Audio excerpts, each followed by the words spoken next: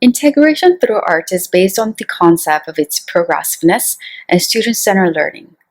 The approach empowers students by enabling students to make sense of what they learn and to be able to make their learning visible. Some research in Western Canada with mid-high school students attending an arts immersion school, the researchers found that learners voluntarily took roles and searched for new responsibilities, assimilated through their strengths and interests. Another research shows that all participants agree that the type of learning activities is a crucial source of motivation, which in turn affects the academic achievements as students take responsibility for their own learning. Such a learner-generated climate is matured through collaboration, communication, and mentorship, which proposes a transformation of knowledge demonstrated through mindful action. This approach allows teachers to provide a wide range of strategies for nourishing students' learning interests, resulting in successful academic growth. It has been discussed in the field of education that art integration as a teaching approach enlightens the arts in education when arts are regarded equally in pedagogy, content, and assessment. In teaching, respectful designs are accompanied with cultural innovation. To promote cultural innovation in a classroom and to further increase the quality of teaching strategy, teachers need to conform with different levels of methodologies, scaffolding, and differentiated evaluations. For an effective integration of art in learning is premised with teachers' high level of content knowledge and familiarity with multiple subject areas of focus. Another set of scholars agree that teachers need to have adeptness and aptitudes necessary to be able to provide support and scaffold to help learners to collaboratively participate in knowledge creation. So educational researchers discuss different types of design collaborations that evoke a great boon in students' learning. So there are collaborations between teachers and designers, with professionals, between generalist teachers and art specialized teachers, and among educational designers, teachers, and students. So let's talk about the first domain. That is a collaboration between teachers and designers. The effectiveness of the instructional design can be fostered by improving congruence between the perspectives of teachers and instructional designers. In a collaborative practice, members in a knowledge-building community make reciprocal contributions. Through this process, the members may learn to work through discomfort and disputes to develop collaborative skills. The success of the goal may depend on understanding and effective participation of the team members working towards a communal goal by sharing responsibility. So this would benefit not only the group, but also the individual participants, as they could revise their sense of self and become individual with democratic competences.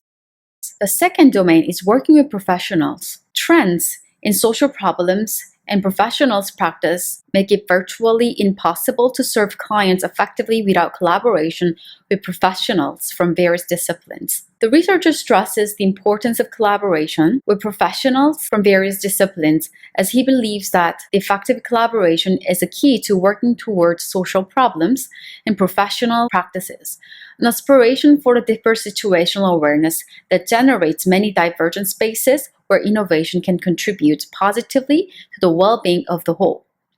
Artists and teaching artists working with K-8 classroom teachers would also expect a promising result in how to harness their knowledge and skill that best supports children's learning in the arts and other academic disciplines. The third type of collaboration is generalist teachers and art specialized teachers. Many researchers and educators suggest that teachers need to acknowledge the different approaches to art integration from non-art educators. When we open up to new possibilities, we can authentically integrate arts while working with colleagues from different disciplines. The co-teaching approach would be conducive to students' learning needs in various ways. The concept of co-teaching by following researchers is that one teacher may design lessons while another teacher delivers, and the rest would personalize lessons for specific students with disabilities. Given the fact that the co-teaching approach creates an inclusive learning environment for all students, there still remains confusion and current attributes of co-teaching practices. In teaching, teachers should have purpose towards implementation and pedagogical rigor of arts. This can be attainable through a true sharing of expertise. The last domain is among educational designers, teachers, and students. Their focus was on learner-generated design established through a learning culture formed by learners and their peers, teachers. This inclusive environment fostered motivation to learn, which in turn makes learning meaningful. Study of Konings is about bridging research together on how to improve cooperation between designers, teachers, and students in the instructional design process to show important developments in this research field. Konings and his followers believe that participatory design is likely to improve metacognition and reflection on learning and teaching. It also enables students and academic staff to gain a deeper understanding and awareness of learning. These students are likely to be more engrossed and have higher levels of individual responsibility, motivation, and self-confidence. In a knowledge-building community, teachers need to consider what students already know prior to entering the classroom and how their new knowledge, ideas, and findings could contribute to build upon the existing knowledge. Through this knowledge sharing and building practice of working with others and peers, not only does their knowledge evolve, but also their peers. This is different from memorizing existing information and replicating others' interpretations, as learners would understand the value of knowledge attribution to the community. So in addition to how teachers collaborate, I believe that it is worthwhile to discuss the effectiveness of collaboration in other fields in the context of arts. So let me introduce one collaborative project by art students and astronomers in 2014, where the undergraduate animation students at Maryland's Institute of College of Art created an educational animation in a collaboration with astronomers from the Fermi Gamma Ray Space Telescope. The animation introduces several astronomy topics. This cross-curricular experience provides opportunities to both groups to deepen their knowledge in depths in other fields as an extension to their majors and specializations.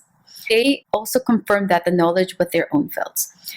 Through this knowledge sharing and knowledge building practices, collaborators can learn that their contribution matter. So I'm going to give you, so let's watch this animation together.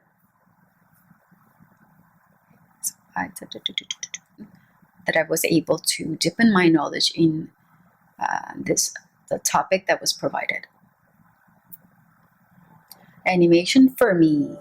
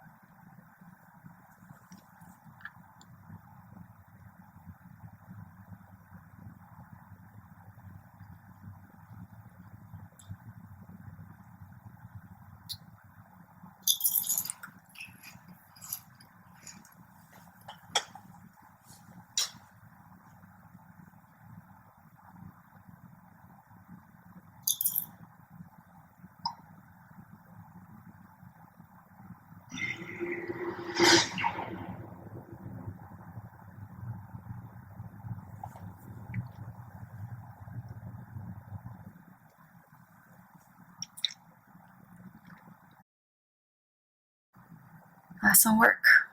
Okay. Grounding this notion to provide students an invaluable opportunity to learn from each other, it is time to engineer to work with shared responsibility and shared understanding of struggles. Donahue and Stewart argue that we need to understand how stakeholders, teachers, and teaching artists build a culture to support arts learning at the school level, including supporting it through professional development. We also need to pay attention to how to incorporate the arts into their own practice and how to prepare future teachers to integrate the arts in theirs. To promote students' learning and working towards better outcomes, teacher collaborations by sharing their expertise among disciplines is key to meet learning outcomes. Collaboration can benefit not only teachers but also students as it encourages students' creativity and innovative mindset. The opportunistic collaboration calls on teachers to reconceptualize their roles in learner-generated design classrooms as learners' knowledge evolves.